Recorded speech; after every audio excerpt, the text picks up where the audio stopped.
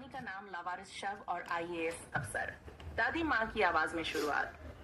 ये कहानी है एक ऐसे इंसान की जो कभी सड़क किनारे लावारिस लाशों को जलाता था और फिर एक दिन देश के सबसे बड़े ओहदे पर बैठा। नाम था रामेश्वर। शुरुआत बहुत दर्दनाक थी। रामेश्वर बचपन से ही श्मशान घाट पर पला। उसका काम था बिना पहचान वाली लाशों को जलाना। कोई रिश्तेदार नहीं, कोई सपना नहीं। लोग उसे अपशगुन मानते, बच्चे उसे देखकर डरते, शादी ब्याह में बुलाया नहीं जाता। लेकिन वो हर चिता के साथ कुछ ना कुछ सीखता। किसी का बेटा गया, किसी का पिता गया और किसी का तो कोई था ही नहीं। वो खुद से कहता, मैं अकेला क्यों हूँ? क्या मैं सिर्फ लाशों के लिए बना हूँ?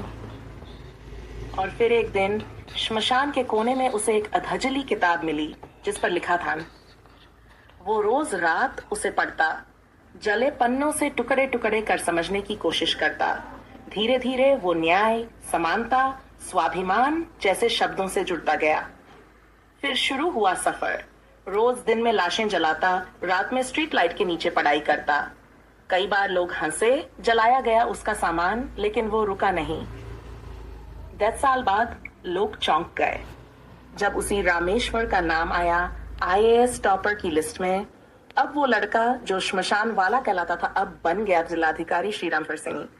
और उसका पहला आदेश, हर लावारिस शव का सम्मान के साथ अंतिम संस्कार किया जाए, जैसे वो मेरे अपने हों। अंत दादी माँ की आवाज में।